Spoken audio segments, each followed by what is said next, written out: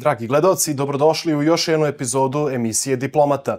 Moj današnji sagovornik je Pjerluiđi Lodola, šef kancelarije NATO za vezu u Beogradu. Mr. Lodola, thank you for joining us. First of all, welcome to the NATO Military Liaison Office here in Belgrade, Mr. Kontić, and thank you for the invitation in your show, giving me the opportunity to talk about NATO and the importance between NATO and Serbia. So, thank you again. Thank you as well for welcoming us here. Now, to start things off, you've actually, it's safe to say, recently arrived to Serbia during the end of 2024. What were your first impressions of the geopolitical mood here towards security, towards defense, but also amongst all towards regional stability? So this question takes a step back into the recent past. So my predecessor told me a lot about your beautiful country. And when I arrived here in Belgrade, I immediately felt the city pulse and the blend between history and spirit. So the city welcomed me, and in the conversation with the local population, the colleagues, the Serbian official, I immediately understood that Serbia is a nation aware of its important role in the Western Balkan region. So another thing that I immediately learned was that the contribution that Serbia provides to the international security, thanks to the Serbian armed forces, very professional, which they participate in the peacekeeping operation led by EU and UN, of course. And in this context, NATO is very much engaged in the support of the regional stability. So there are a lot of allies around Serbia. We have Montenegro, Albania, North Macedonia, Slovenia, so it's the whole Croatia. Region, yes, yes. And we are present as NATO in Kosovo with KFOR, which is the longest and the biggest operation of NATO. And as you know, we are present also in BiH, with our NATO HQ Sarajevo, and NATO also support the EU-led operation Altea. So furthermore, of course, there is the long-standing cooperation between NATO and Serbia. And this partnership is based on political dialogue and a concrete cooperation. In full respect of the Serbia stated policy of military neutrality and in accordance with the Serbia needs and requests. So over the past 19 years, because the partnership was born in 2006, when Serbia joined the NATO Partnership for Peace program. So during all this year, we had a lot of cooperation. And for 10 years, for example, Serbia participated in the NATO Science for Peace and Security program, including on energy and environmental security and cyber defense. So this practical cooperation helps to protect people and save lives. And for sure, I have to say that Serbia is important for regional stability. We look to Serbia to engage with NATO and its neighbors in a constructive manner. And the NATO Secretary General, Mr. Rutte, is in contact with the President of Serbia, Mr. Vučić, and continues to reiterate this message. So we expect a constructive approach in Serbia's public communication, of course, on the mutual benefit of a NATO-Serbia cooperation. Absolutely. Could you tell us, how do you plan to build trust in a country where NATO's legacy is viewed with complexity and caution? So trust is of paramount importance, and it is built through transparency and a daily cooperation. So our approach is threefold. Number one, listen first. You have to listen to what the people have to say, talking with official, policymakers, journalists, NGO. You have to hear from them concerns and priorities. Number two, try to deliver a tangible, useful result. Run joint education and training activities, disaster response exercises, scientific cooperation that bring an immediate result, an immediate benefit to the Serbian population. And number three, last but not least, sorry. Keep a regular and transparent interaction with a wide range of media outlets in this sense, so people see the benefit of our cooperation. Of course. Now, in the same year that you've arrived to Belgrade, 2024, NATO celebrated 75 years of collective defense. On this regard, could you share with us what will be the main priorities of the NATO office here in Belgrade? So, 75 years are a lot. Of course, certainly. So, the anniversary in 2024 was a milestone, not a finish line. So, a moment to reflect our collective defense legacy. And the Allies reaffirmed during the Washington Summit and in the Hague Summit this year that, okay, let me quote exactly, united and steadfast in our resolve to protect our 1 billion citizens, defend the alliance and safeguard our freedom and democracy.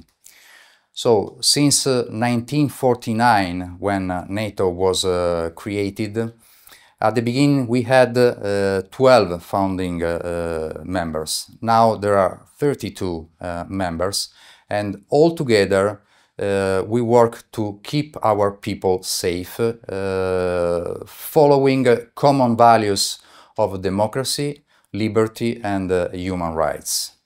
So, from MLO perspective, our priorities come from this message. And in that sense, we are committed to our long-standing cooperation with Serbia within the PFP, the Partnership for Peace program, yes, since 2006. And through all this year, NATO and Serbia have been developing and through a political dialogue, and practical cooperation across many domains, as I said, in full respect of the Serbia's stated policy of military neutrality. So we have accomplished many things together, from scientific cooperation to military exercise and training, and even in the natural disaster field. So NATO highly values this partnership. And we have a solid foundation, and NATO MLO stands ready to continue fully supporting this process. Yeah. Now, to go maybe into more details around this cooperation with NATO and Serbia, how does NATO actually ensure that its technical cooperation with Serbia remains transparent, and not just transparent, but also mutually beneficial for both sides in fields such as logistics, training and interoperability? So we operate on agreed, documented programs with our Serbian counterpart, always in the PFP domain. And it is based on the principles of flexibility and transparency. So I am very happy to say that through education, training, evaluation, common exercise, NATO helps Serbia to develop the level of interoperability required to participate in the multinational peacekeeping operation led, as I said, by UN and EU. So the success of Serbia is our success. And interoperability, in this case, for our forces, is not just a technical issue. It is a sort of cooperation, a shared responsibility. And when NATO helps Serbia to build interoperability, it means our forces can communicate, cooperate and operate together confronting with not only in the multinational operation, but in case of natural disaster as well. So together we can work as partners. Of course. Now to backtrack maybe a little bit, could you tell us about the importance and the core essence of the Partnership for Peace program, also for Serbia, but for NATO as well? So the answer is in the question. I mean, the importance of the partnership is the partnership itself. And the Partnership for Peace is the framework that allows Serbia to engage with NATO in line with the security needs. So the partnership is designed to support our common strategic interests, such as, of course, the stability in the Western Balkan region. And this framework gives the opportunity to the Serbian counterpart to have access to practical tools and thousands of activities which help modernize the country's capability, the professionalism of the Serbian armed forces, and improve the civil-military preparedness. On another level, as we said many times in the past, further development on this mutually beneficial NATO-Serbia partnership is also very important in support of the regional stability. NATO allies have repeatedly outlined that Western Balkans is a region of strategic importance for NATO, and NATO's commitment to the region stability is really steadfast. So in this sense, in addition to the effort of our office, my office here in Belgrade, we have KFOR that also continue to play an important role in the region's stability. In accordance with the UN, the United Nations Security Council Resolution 1244 in 1999, by contributing to maintain a safe and secure environment for all the population and the communities living there in Kosovo.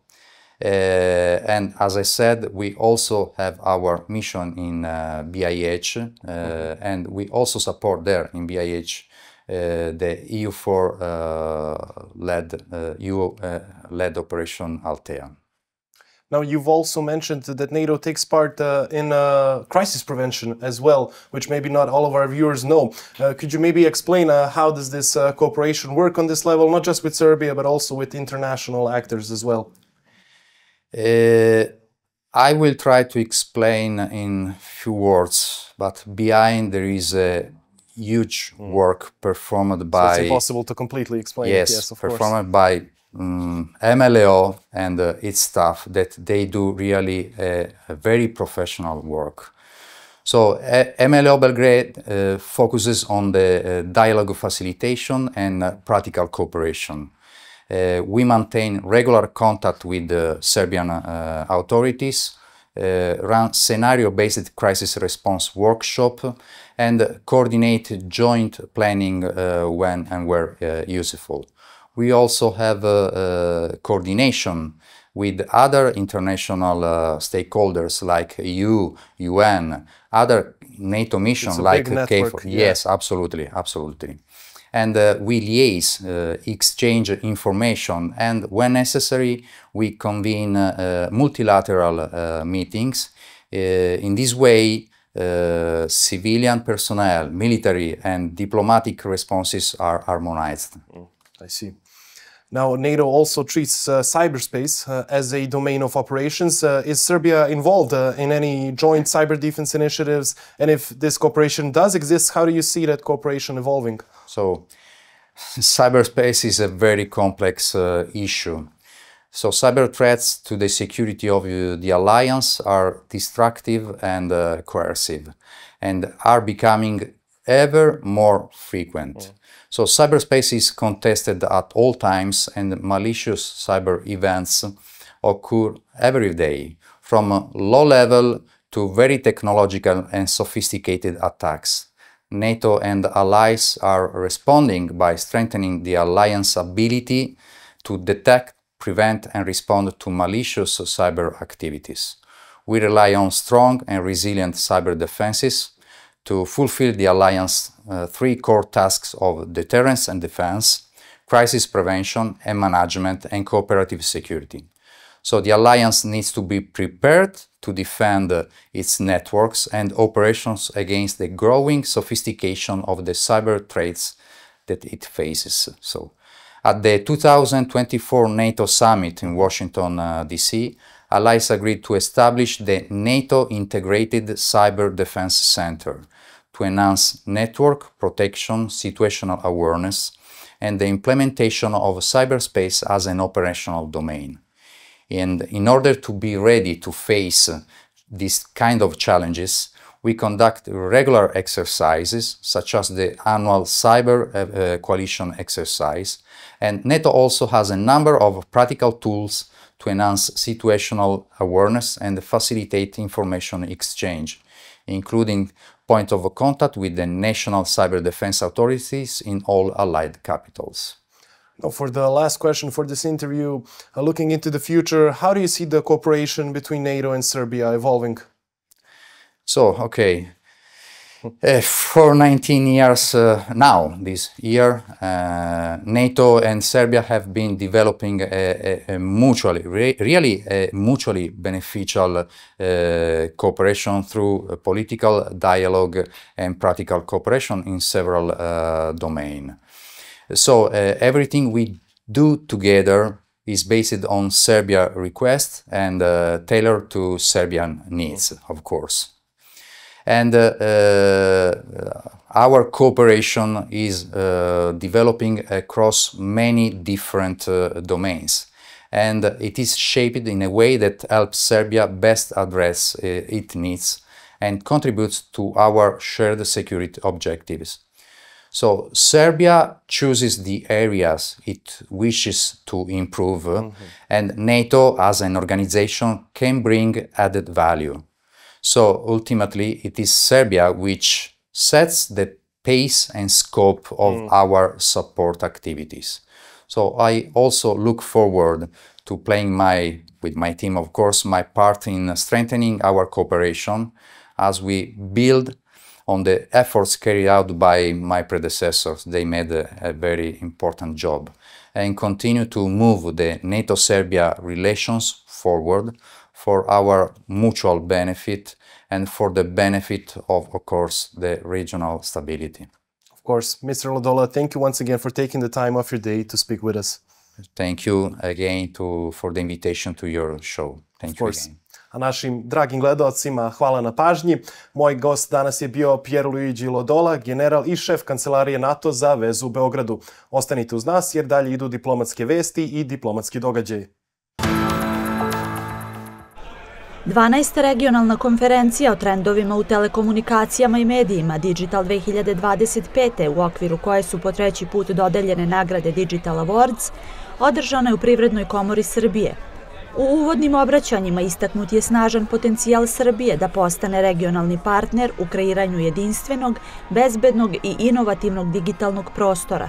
Čini mi se da se pitanje digitalne bezopasnosti zapravo postavlja kao neka vrsta centralnog pitanja u savremenom problemima digitalizacije. Posebno pažnju posvetili smo razvoju i implementaciji 5G mreža. 5G danas omogućava brži internet, podršku industrijskoj automatizaciji, pametnim gradovima i novim digitalnim uslugama. Koji nisam znao, evo sad ću pitati vas, da li neko od vas zna, koji je slogan kampanje Kazahstana turističke? Da li neko zna? Ja nisam zaista znao, ali kada odete na Google naći ćete. Slogan je Very nice. Ko je rekao Very nice? Dakle, Borat koji je jel tako, Saša Baron Cohen koji se ismevao sa Kazahstanom i to Very nice koristi u nekom posprdnom smislu, oni su tada čak pretili da će ga tužiti i slično. Sadašnja vlada Kazahstana je rekla iskoristit ćemo autoironično taj Very nice i zaista izazvalo je opšte oduševljenje širom sveta. To je ono što mi želimo i pre svakog panela imamo filmske uvode, želimo da ove ozbiljne teme koje obrađujemo ponekad doživimo malo i autoironično, malo i opuštenje, koliko god da u teškim vremenima živimo, tako da, eto, živela kreativnost. Cilj konferencije bila je razmena ideja i iskustava između državnih zvaničnika, predstavnika međunarodnih organizacija i lidera iz industrije na temu digitalne transformacije i njenog uticaja na ekonomiju, društvo i medije. Važna poruka sa kojom je i Centar za digitalnu transformaciju i krenuo da radi pre nekih 7-8 godina jeste u suštini da je hardware i software jedna super stvar koja treba da prati vaš život, vaše poslovanje, ali da sa sobom nosi i određen stepen odgovornosti u toj upotrebi s jedne strane, s druge strane možete vidjeti iz ovog klipa kako, nažalost, današnje društvo svoju ličnu vrednost doživljava kroz upotrebu tehnologije i kroz ono što zovemo posljednji krik tehnologije. AI ide sve brže, svesni smo da je pojeo konvencionalnu tehnologiju, naročito u posljednje 2 godine, i to sa sobom donosi mnogo novih upitnika. Da li će se ukidati radna mesta, na koji način će pravo gledati na razvoj i upotrebu veštačke inteligencije. Populacioni fond Ujedinjenih nacija trenutno radi i sprovodi aktivnosti sa srednjoškolcima u nekoliko srednjih škola širom Srbije i u saradnji sa vršnjačkim edukatorima razgovaramo sa mladima ne samo o vrstama digitalnog nasilja, nego i o posledicama i o dostupnim resursima podrške. U narednom koraku ideja nam je da obuhvatimo i nastavnike u srednjim školama koji rade sa decom da bi i oni na neki način mogli da se uključe i u ovu temu i da uključe na neki način ovu temu i u redovne školske programe. Tokom celodnevnog programa održano je 5 panel diskusija, nakon kojih su dodeljena priznanja Digital Awards za najuspešnije u 15 različitih kategorija i 3 specijalne nagrade. Priznanja su uručena za najbolju outdoor kampanju, kampanje u štampanim medijima, na društvenim mrežama, radiju i televiziji, za najbolju domaću TV seriju i domaći film, za najbolji dokumentarni film, najbolji informativni i najbolji zabavni televizijski program, kao i najkreativnije upravljanje društvenim mrežama. Nagradu za CSR menadžera godine Marini Mijić iz Prokredit banke uručio je Aleksandar Vranješ, ambasador Bosne i Hercegovine u Srbiji.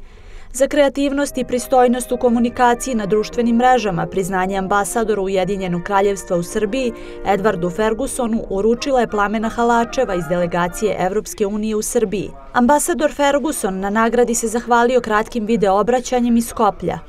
Hvala vam na ovom priznanju za rad britanske ambasade na tome da u ponekad izazovnom kontekstu prenesemo našu poruku o onoj vrsti pozitivnih, modernih i ka budućnosti usmerenih odnosa kakve želimo sa Srbijom. Ovo je također priznanje medijskom timu u ambasadi koji ulaže toliko kreativnosti i entuzijazma u svoj rad i koji me obuzdava kada moje navike da govorim ono što mislim preti da ode predaleko. Specijalne nagrade dodeljene su Naksi radiju za doprinos u razvoju medijske industrije, preduzeću Novi Sad Gas za upotrebu veštačke inteligencije u poslovanju i Beogradskom St. Regis hotelu za lansiranje novog brenda. Prestolonaslednik Aleksandar Karađorđević svečano je u Belom dvoru otvorio izložbu Kruna dobrote, posvećenu 125. godišnjici rođenja njegove bake Marije Karađorđević, humanitarke, dobrotvorke i narodne kraljice. Postavka autora Dušana Babca prikazuje retko viđene fotografije, kopije zvaničnih portreta, bistu i lične predmete kraljice Marije od Jugoslavije, uključujući dijademu koja se čuva na oplencu, kao i gotovo nikada izlagan portret. Ova izložba je posvećena ne samo njenom životu i delu, već i njenoj tekovini koje traje i danas. Uspomeni na kraljicu koja je znala da bude bliska svakoj osobi. Da svojim primjerom kaže šta znači ljubav i čovečnost. Neka ovaj svečani trenutak bude podsjećanjem da pravi u vrednosti dobrota, plementosti i ljubav nikada ne prolazi. Želeo bih da ovom prilikom posebno zahvalim zadužbini kralja Petra I na Oplencu, kao i porodici Popović, Velimiru i Bošku, zahvaljujući kojima će premijerno biti prikazan portret kraljice Marije rad Grigorija Samojlova, koji je nažalost stradao u savezničkom bombardovanju Beograda 1944. godine i do dana današnjeg nosi ožiljke tog događaja. Poseban doprinos kraljica Marija Karađorđević imala je u oblasti razvoja zdravstvenog sistema zemlje. Fond Kraljevske kancelarije, koji je osnovala sa kraljem Aleksandrom I 2 decenije, finansirao je rad bolnica i zdravstvenih ustanova, pružajući podršku u opremanju, održavanju i izgradnji novih zgrada po najsavremenijim svetskim standardima. Najznačajniji primer njene duboke posvećenosti u unapređenju zdravstva u našoj zemlji su svima nama dobro poznati, ali možda toga nismo zaista i bili svesni. To su između ostalog opšta državna bolnica koju danas nazivamo Univerzitetski klinički centar, hiruško-urološki paviljon ili u prevodu moja, sa ponosom ističem, velika prva hiruška klinika, dečija bolnica, danas Univerzitetska dečija bolnica u Tirševoj i u početku nazivani Institut za rak, a danas svima, nažalost, poznato i veoma cenjen u svetskim granicama Institut za onkologiju i radiologiju Srbije. Takođe, ona i njen suprug su obezbedili sredstva za izgradnju i opremanje bolnice kralja Aleksandra i kraljice Marije u Somboru.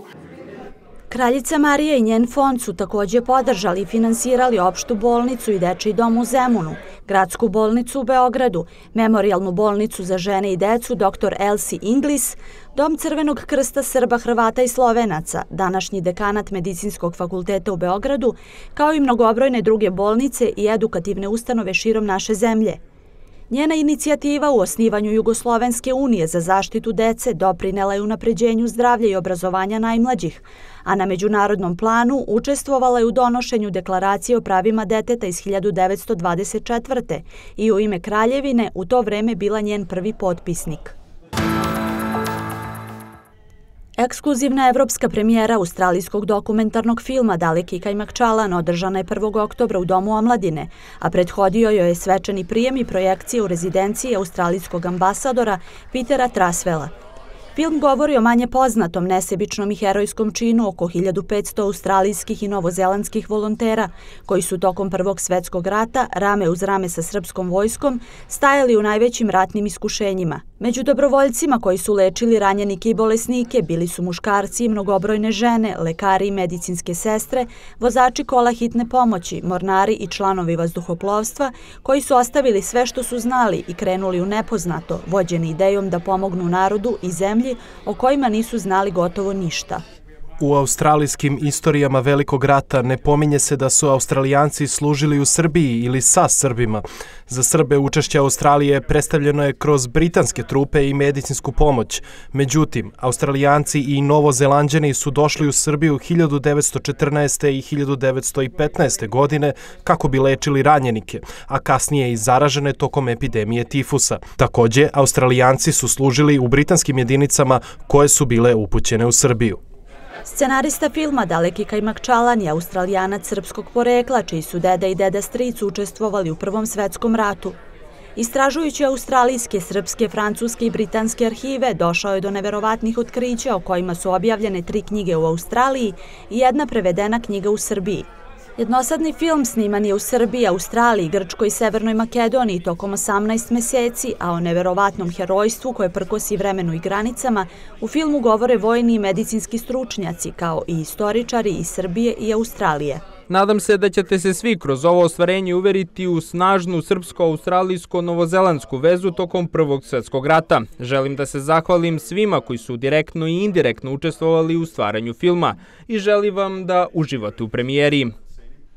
Osim knjiga i filma, saradnjom Australijske ambasade u Beogradu i Pošte Srbije u novembru prošle godine u čast hrabrih Australijanaca i Novozelanđana izrađeno je i 6 poštanskih maraka u okviru serije 110 godina australijske medicinske misije u Srbiji.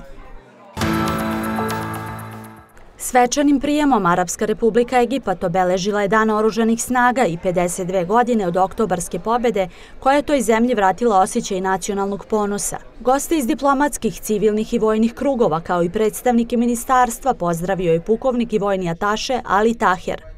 On se zahvalio Ministarstvu odbrane Srbije na transparentnosti i odlučnosti koje se tiču zajedničkih ciljeva i nastavka ugledne saradnje koja traje više od 118 godina. Ciljevi koji su ostvareni sa idejom podrške zajedničkim interesima naše dve zemlje tokom kratkog perioda intenzivnog rada u svim oblastima vojne saradnje bili su bazirani na čvrstim osnovama i principima zasnovanim na zajedničkoj želji da širimo kulturu mira i suprotstavimo se silama nasilja i ekstremizma kojima naš region svedoči u posljednjem periodu.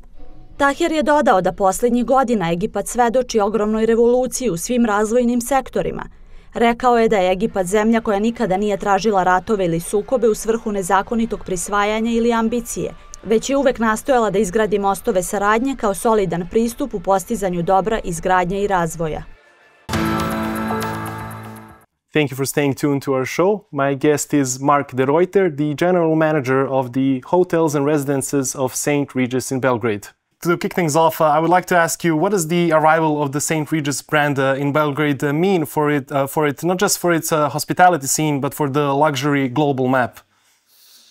Well, I think first and foremost it means change for Belgrade, for Serbia and the greater region. When an international five-star luxury brand such as St. Regis arrives in a scene where there has not been an equal, it immediately has an impact. And I always like to think that we act as a catalyst to the market, and it drives change for the good. What it does is it brings a different type of clientele into the market. We, and I speak purely on behalf of St. Regis, Belgrade, we see a different type of leisure guest visiting. Business levels are increasing, different investors staying in the hotel or using its facilities, and also the residential profile is changing. So how does that impact, to refer back to the last part of your question, the global impact? I think it is more the global perception of Serbia that benefits. In particular, when we see certain delegations of repute that stay in the hotel and really and truly put Belgrade as a place where real decisions are made and real actions are put to paper. I think that truly makes a difference for Belgrade, and we are therefore, becoming much more relevant. Absolutely. On a global scale. So it's not just beneficiary to your brand, but the entire scene in this regard. It's certainly a dual benefit. Yeah, mutual. Now, talking in practical terms, how is St. Regis redefining what it means to be a five-star hotel in Serbia, and what sets it apart for other premium or four-star offers? Yeah, what truly sets it apart in the end is the service. It is, opening a brand new hotel with all the new technologies and a brand new rooms product, public areas. I mean, we have an exceptional product. Let's put that first and foremost. We are, as St. Regis, very proud to be able to manage this beautiful hotel on behalf of its investors and owners, and it's a perfect marriage. The location is unique. I mean, so close to the waterfront. We are the anchor tenant, for lack of a better word, of the Belgrade waterfront development, and all of that speaks to the high-end five-star luxury experience that one may expect as one drives up to the building. It already sets a certain expectation, and we deliver on that as you walk past our doors. The main difference on 5 stars, again, for me, is truly service. We spend an exceptional amount of time on training. Well, let's start from the beginning, on the proper recruitment, then training. In addition to that, we meticulously prepare the arrival of each and every guest by understanding their needs and customizing, tailoring a bespoke experience for these guests. This is not something that every hotel is capable of doing or has part of their mantra. I mean, a St. Regis experience is a unique experience, like we like to call an exquisite experience. And therefore, we welcome guests into our house, the House of Astor. We do not welcome them in just a hotel. I think that's a deliberate choice that drives a much more wholesome and immersive experience for every guest. So we can say even besides the wonderful spaces and rooms here, the service is equally as important for this unique part of your experience. Absolutely, yes. Absolutely. Yeah. Could you also tell us how did actually St. Regis quickly become a preferred choice for diplomats, who are often guests of our show as well, international guests and business travelers, and what role does it actually play in shaping MICE tourism, as that's so-called, in the region? Well, the difference we make is we collaborate with all departments to ensure if we do host a MICE group or a delegation or a large decision maker, and we've been very fortunate to already have been able to host some key conferences, high-end delegations in the hotel since its opening. The difference is that, just as an example, our security team is a proactive team. It anticipates. We work with embassies, we work with high net worth individuals and educate ourselves on their needs.